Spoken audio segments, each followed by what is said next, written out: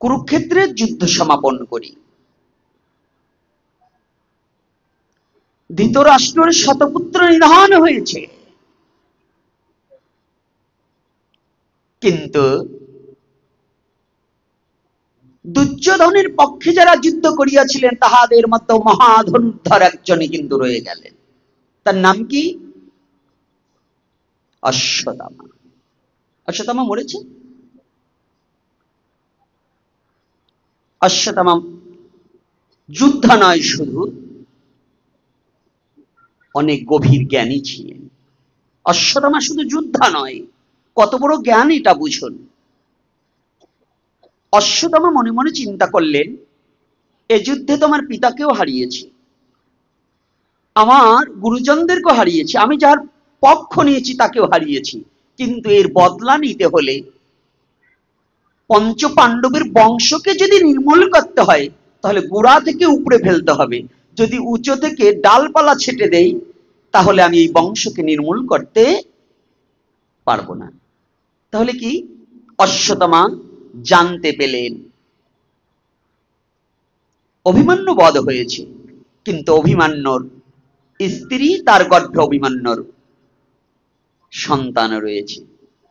অভিমন্যুর ঔরজাতক সন্তান উত্তরার গর্ভে প্রকাশমান হচ্ছে। অর্জুনের পুত্ররা কিন্তু বেঁচে নেই, ভীমের পুত্ররা বেঁচে নেই, যুধিষ্ঠিরের তো পুত্রই ছিল না।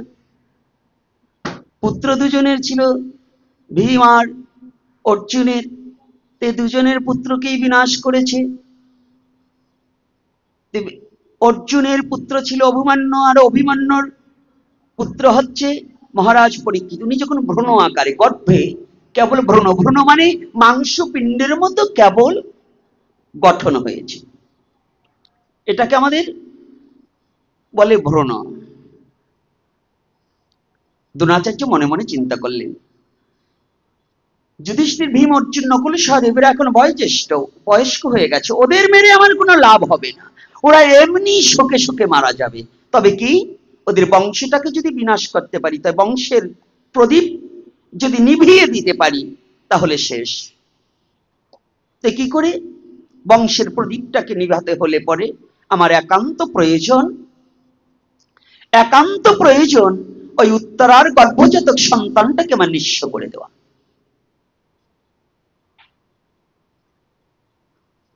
কিন্তু অশ্বত্থামা মনে মনে চিন্তা করলেন, ওই গর্ভজাতক সন্তান, উত্তরা বুঝতে পারলেন ওই গর্ভে যে সন্তান আছে একে নষ্ট করা এবং একে হত্যা করে এতটা সহজ কাজ আমার নয়।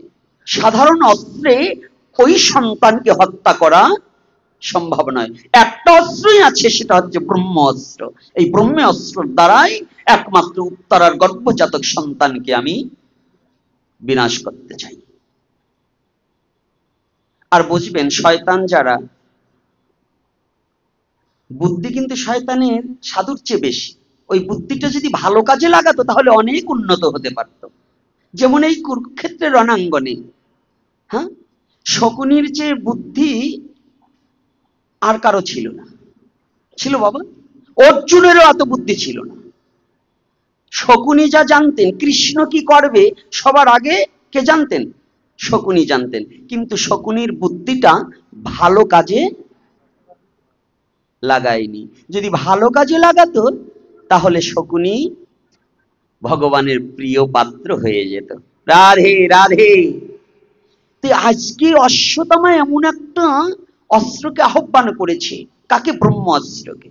আর ব্রহ্মাস্ত্র এমন একটা অস্ত্র, একবার যদি নিক্ষেপ হয় তাকে হত্যা না করা পর্যন্ত সে অস্ত্র কখনো ফিরে আসে না। আর ব্রহ্মাস্ত্রকে রোধ করার ক্ষমতা একমাত্র ভগবান ছাড়া বিশ্ব জগতে কারণে। কথাটা খেয়াল করবে, ব্রহ্ম অস্ত্রকে রোধ করার যোগ্যতা একমাত্র ভগবান ছাড়া আর কারো নেই। ভগবান যদি পারে, তা না হলে ব্রহ্মাস্ত্রকে রোধ করতে অর্জুনেরও ক্ষমতা নেই। এখানে অস্ত্রকে নিক্ষেপ করেছে অতটুকু গর্ভজাতক শিশুকে নিধন করার জন্য। উত্তরা বিশ্ব জগতে নারী তত সময় বলবান থাকে, বিবাহিত নারীর জীবনে যত সময় তার শাখা সিঁদুর থাকে। আমাদের সনাতনী মতে নারীর যত সময় স্বামী পাশে থাকে তত সময় সে নারী থাকে, রানী থাকে। রাজা থাকলে সে রানী, আর যখন রাজা থাকে না তাকে আর কেউ রানী বলা হয় না। রাজা যেমন ভজনের ক্ষেত্রে যত সময় রাধা রানী থাকে, গোবিন্দ অনেক শ্রীবৃদ্ধি নাকি শক্তি বৃদ্ধি, আর যখন রাধারানী থাকে না শুধুই মদন মোহন, আর হতে পারে না। সুখ বলে আমার কৃষ্ণ মদন মোহন, সারি বলে আমার রাধা বামে যতক্ষণ, নইলে শুধুই মদন। রাধে রাধে। তদ্রূপ প্রাকৃতিক জগতে নারীর জীবনে যত সময় পর্যন্ত শাখা সিঁদুর থাকে তত সময় পর্যন্ত নারীর যোগ্যতা, সমর্থ এবং রূপ যৌবন সমস্ত থাকে। যখন স্বামী থাকে না তখন কিছু থাকে না। আজকে উত্তরা শ্রীহীনা হয়ে গেছে। এক স্মৃতি লক্ষ্মী দেবী, কিন্তু সেটা নয়। এই যে যে সৌন্দর্য, এটা হারিয়ে গেছে। কেন? প্রতিহারা সতী তো অহর্নিশি কেঁদে কেঁদে দুটি চোখের জলে বক্ষ প্লাবিত করে। শুধু বক্ষ প্লাবিত করছে না, এই কেঁদে কেঁদে উত্তরা ভাবে, গোবিন্দ আমাকে এমন একটি পুত্র দিয়েছ আমার গর্ভে, পুত্র পৃথিবীতে প্রকাশ পাওয়ার সাথে সাথে পুত্র যদি আমার কাছে জিজ্ঞাসা করে মা আমার বাবা কোথায়, আমি পুত্রকে কখনো বাবাকে দেখাতে পারবো না। আমি এমন একজন কপাল পোড়া যে আমার পুত্র বাবা বলে ডাকবে এমন কেউ নেই।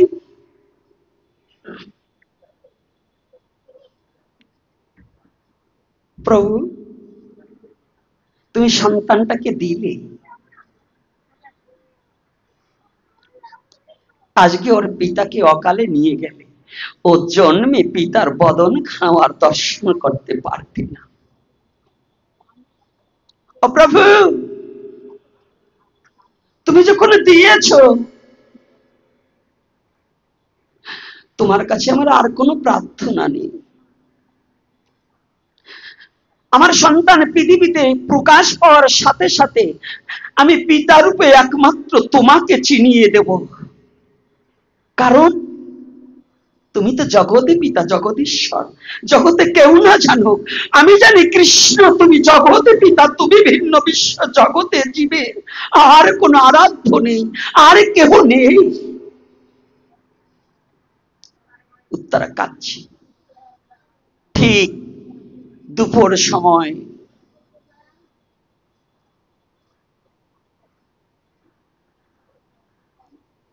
অশ্বত্থামা ব্রহ্মাস্ত্র নিক্ষেপ করেছে। হে ব্রহ্মাস্ত্র, আহ্বান করে বলছে, হে ব্রহ্মাস্ত্র, উত্তরার গর্ভের যে সন্তান সেই সন্তানটাকে তুমি বিনাশ করে আসো, তবে উত্তরাকে নয়। আর এদিকে কুন্তী দেবীর একটু অহংকার জেগেছিলেন। যুদ্ধ শেষ করি, যুধিষ্ঠির যখন রাজ সিংহাসনে বসবে সেদিন কুন্তী দেবী মনে মনে চিন্তা করেছিলেন, আমার 5 পুত্র যদি মহাধনুর্ধর না হতো তাহলে এই যুদ্ধে জয় করা সম্ভব হতো না। ভগবান কৃষ্ণ অন্তরের কথা জেনে কুন্তী দেবীকে শিক্ষা দেবার নিমিত্তে মনে মনে বললেন, পিসিমা, ও পিসিমা, আমার পুত্র, পিসিমা তুমি বলছো আমার পুত্ররাই যুদ্ধে জয় করেছে, একবার তো আমার কথা ভাবলে না, আমাকে তুমি স্মরণ করলে না। কৃষ্ণকে প্রণাম করেছে, পিসিমা আমি দেশের ব্যক্তি, দেশে চলে যাব, আমার প্রণাম খানা গ্রহণ করো। আয় কৃষ্ণ, আজ এমন আনন্দের সময় তুই চলে যাবি? হ্যাঁ পিসিমা আমি চলে যাব। পিসিমাকে আর কোনো কথা না বলে চলে গিয়েছে যুধিষ্ঠির কাছে। যুধিষ্ঠির কেবল একটি পা রাজ সিংহাসনে দেবে, আর একটি পা পিছনে। দাদা, দাদা। যুধিষ্ঠির পিছনের দিকে তাকিয়েছে, কে গো? দাদা প্রণাম হয়, আমি দেশের মানুষ, দেশের ব্যক্তি, দেশে ফিরে যাচ্ছি। কৃষ্ণ আমার এই আনন্দের সময় তুমি চলে যাচ্ছ।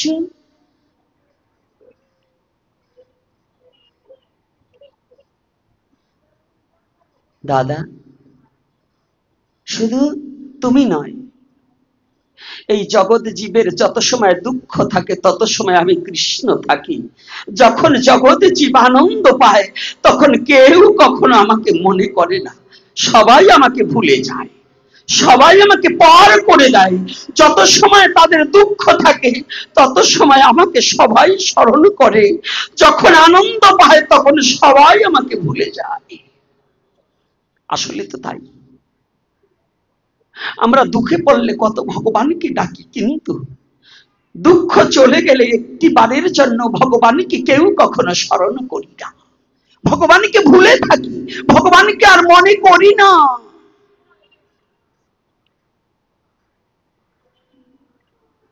একে একে সবার কাছে বিদায় নিয়ে ভগবান কৃষ্ণ রথে উঠবে এমতি সময় দেখতে পায় কুন্তী দেবী দেখতে পাচ্ছে কে যেন এক নারী পাগলিনীর বেশে এলোথেলো কেশে ছুটে আসছে। কৃষ্ণ কেশব কৃষ্ণ কেশব কৃষ্ণ কেশব ত্রাহিমাম, কৃষ্ণ কেশব কৃষ্ণ কেশব কৃষ্ণ কেশব রসকমা। চিৎকার করছে আর বলছে, হে কৃষ্ণ, একটিবার রক্ষা করো, রক্ষা করো তুমি আমার গর্ভের সন্তানকে। এই সন্তানটা তোমার চরণে আমি নিবেদন করে দিলাম। কুন্তী দেবী দাঁড়িয়ে দেখতে পাচ্ছে কে যেন এক রমণী ছুটে আসছে।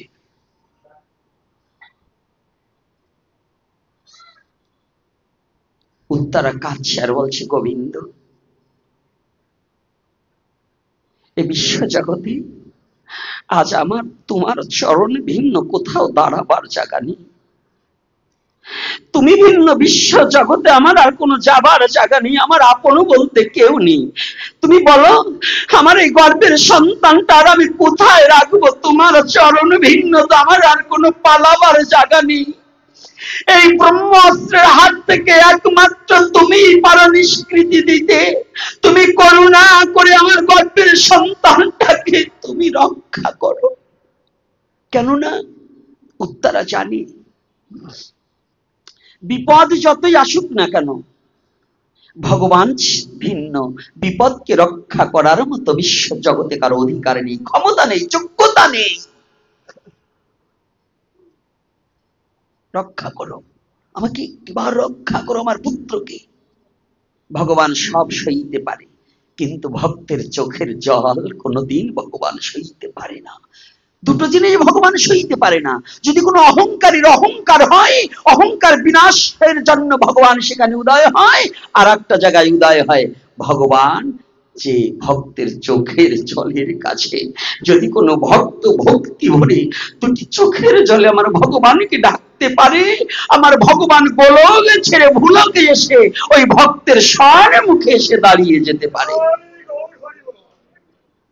এটা আমার ভগবানের করুণা, কৃপা, মহত্ব, ভগবানের দয়া। যখনই ডাকছি কুন্তী দেবী দেখতে পাচ্ছে এক কৃষ্ণ রথে বসে আছে। ওই কৃষ্ণ থেকে আর এক কৃষ্ণ বাহির হয়ে চলে যাচ্ছে। বাহির হয়ে চলে গিয়ে ওই উত্তরার গর্ভের মধ্যে প্রবেশ করছে, লীন হয়ে গেল। এক কৃষ্ণ রথে আর এক কৃষ্ণ পথে। কয় কৃষ্ণ? দু কৃষ্ণ হয়ে গেছে। এক কৃষ্ণ রথে আর এক কৃষ্ণ পথে উত্তরার গর্ভে গিয়ে লীন হয়ে গেলেন। কুন্তী তাকিয়ে আছে, এ কি, আমি কাকে দেখছি, আমি কাকে দেখছি? কুন্তী দেবী তাকিয়ে আছে, কিন্তু এদিকে এই কৃষ্ণ গিয়ে উত্তরার গর্ভের মধ্যে গিয়ে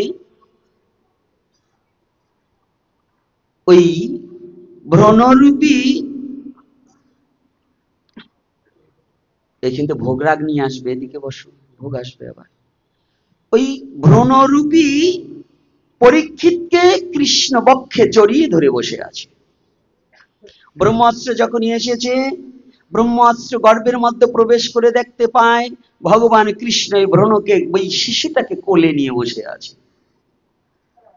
হ্যাঁ, ব্রহ্মাস্ত্র বলছে, প্রভু আমি তোকে বধ করতে এসেছি। বলছে, ও ব্রহ্মাস্ত্র, তুমি বধ করবে কাকে? তুমি কি জানো না আমার ভক্তকে বধ করার মতো যে বস্তু আমাকে নিবেদন করে দেয় সেই বস্তু আমার হয়ে যায়। তাকে বধ করার মতো যোগ্যতা কোন ব্রহ্মাস্ত্রের, 100 কোটি ব্রহ্মাস্ত্রেরও হয় না, পারবে না। বলছে, আমি ফিরে যাব কি করে? বলছে, যদি তোমার পড়তে হয় তুমি আমার পক্ষে পড়ো, কিন্তু আমার ভক্তের পক্ষে নয়। কথাটা একটু ভালো করে বুঝতে হবে। আজকে ব্রহ্মাস্ত্রকে পরিত্যাগ করে দিলেন কি ভগবান। কেন দিলেন? তার ভক্তকে রক্ষা করবার নিমিত্তে। তা আমাদের সন্তানের যত বিপদ আপদ থাকুক না কেন, যদি এই ধর্মীয় দশবিধ সংস্কারের কাজে যদি সাধুগুরু বৈষ্ণবকে ডেকে, ভক্তজনকে ডেকে আমরা যদি ভগবানের ভোগ লাগিয়ে মহাপ্রসাদ তার বদনে দিতে পারি, ওই সন্তানটাকে যদি ভগবানের চরণে নিবেদন করে দিতে পারি, ওই সন্তানটা যদি সাধুগুরু বৈষ্ণবের চরণে প্রসাদ করে দিতে পারি, তাহলে তার জীবনের যত বাধা বিপত্তি আছে, যত অমঙ্গল আছে, সমস্ত কেটে যাবে। আমার ভগবান নিজেই তাকে রক্ষা করবে, এতে কোনো সন্দেহ নেই। আছে কি? এটা শাস্ত্র বলছে, আমি বলছি না, এটা আমার মুখের কথা না, ভাগবত সাক্ষ্য দিয়েছে। কি বললেন? রক্ষা করছেন কে? ভগবান কৃষ্ণ। কারণ কি? মা সন্তানটাকে নিবেদন করেছে কার কাছে? মূলত তত্ত্বটা কি আমার এখানে কেন আলোচনা করাটার কথা? আজকে যে দীপায়নের, সেই অন্নপ্রাশনের যে আজকে উৎসব, এই উৎসবের উদ্দেশ্যটা কি? আজকে কিন্তু ভালো ভালো আত্মীয়রা, দামি আত্মীয়, দামি কারা জানেন? এরা পিস খেয়ে ঢিসমিস করে দিয়ে একটা চেন দেবে, একটা আংটি দেবে, টিকলি দেবে, হ্যাঁ, বিভিন্ন ব্যাসলাইট দেবে, এগুলো এরা আবার দামি আত্মীয়। কিন্তু এর চেয়ে দামি আত্মীয় হচ্ছে যারা কিছু না দিতে পারলেও ভগবানের কাছে দুপোটা চোখের জল ছেড়ে দিয়ে একটু আশীর্বাদ করে বলতে পারবে, গোবিন্দ তুমি এই বাচ্চাটাকে তোমার প্রসাদ করে নাও, এর জীবনের সমস্ত অমঙ্গল দূরীভূত করে দিয়ে তুমি মঙ্গল প্রদীপ জ্বালিয়ে ওকে আশীর্বাদ করে নাও, দিব্য জ্ঞানের প্রদীপ প্রজ্বালিত করে দিও, ও যেন দেশ ও দশের একজন হতে পারে। এটা আমার ভগবান শ্রবণ করবে। এজন্য আমাদের সনাতনী রীতিনীতি হচ্ছে এই ভগবানের পিতার্থে কর্ম করা। যে কর্মটাই করা হবে, অন্নপ্রাশন, চূড়াকরণ, নামকরণ, উপনয়ন, গর্ভধারণ, সমস্তই যেন সাধভক্ষণ যেন ধর্মীয় দৃষ্টিকোণ থেকে হয়। কথাটা বোঝা গেছে? সাধভক্ষণে মৎস্য দেওয়া যাবে না, মাংস দেওয়া যাবে না। আপনাকে কে শাড়ি দিল না দিল, ওই সাদে শাড়ি পাননি বিদয় সারা বছর তো ল্যাংটা হয়ে থাকেননি। এই অন্নপ্রাশনের টিকলি দেবে না বিদয় আপনার ছেলে আর খালি কপালে থাকবে না, আংটি দেবে না বিদয় ওর জীবন চলবে না, এটা নয়। যে বস্তু ছাড়া জীবন চলবে না, সেই বস্তুটা পেতে হলে শুদ্ধভাবে ভগবানের চরণে দুটো তুলসী নিক্ষেপ করুন, সাধুগুরু বৈষ্ণবের চরণামৃত আপনার সন্তানকে আস্বাদন করান, তাহা পরম সম্পদ হয়ে দাঁড়িয়ে যাবে। যে ওই আংটি, চেন, স্বর্ণ 50 ভরিতে জানা করতে পারবে, একজন সাধুর মুখের কথায় আপনার সন্তানের জীবন রক্ষাও পেতে পারে। পারে কি না? তাহলে আমাদের করণীয় কি? আমরা কি করব? কি আপনারা যারা এসেছেন কি করবেন? টাকা, শাড়ি, জামা কাপড় পাওয়ার লোভে লোভে বেশি বেশি ভালো মন্দ খাওয়াবেন, তাই না? ও খাওয়ায় কিচ্ছু লাভ নেই। ওগুলো কিসের খাবার? রাগ করবেন না। আমাদের মানুষের পশুত্ব স্বভাব বিধায় আমরা বিভিন্ন খাবার খাই। আমিও এক সময় খেয়েছি, আমি যে পশুর মতো ছিলাম না তা নয়। এটা বললে আমি যদি একজনকে বলি যাই তুমি কুকুরের মতো, না, তাকে আমার কষ্ট দেওয়া হবে, ওটা আমি বলবো না। কিন্তু আমরা যেগুলো জীবের লালসার জন্য খাই, ওটা তো মানুষের খাবার নয়, ওটা পশু পাখিদের খাবার। ওই খাবারটা খাওয়ার লোভে আমরা ধর্মকে বিসর্জন দিচ্ছি, তাহলে পশুর স্বভাব আমার মধ্যে প্রকাশ পেল, মানুষের স্বভাব প্রকাশ পেল না। আপনি খান, অন্যদিন খান, আপনাকে খাওয়া আমি বারণ করতে পারবো না, নিষেধ করতে পারবো না, কিন্তু এই ধর্মীয় কিছু দিনগুলাকে অ্যাবাউট করে চলা একান্ত বাঞ্ছনীয়।